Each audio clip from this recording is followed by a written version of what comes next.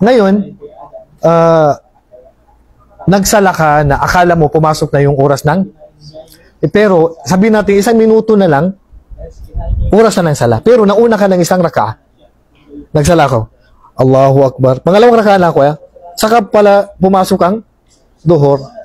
Hindi tanggap ang sala. Kasi kabilang sa kondisyon ng sala, kailangan pumasok ang oras ng sala.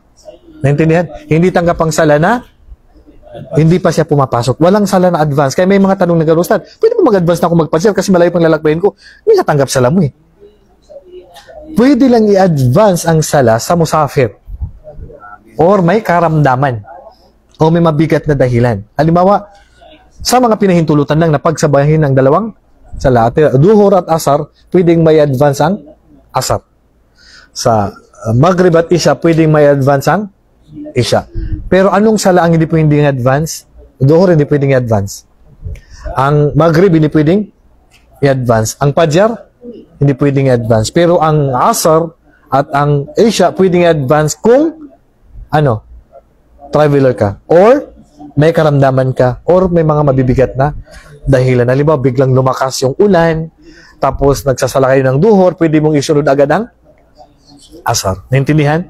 Okay.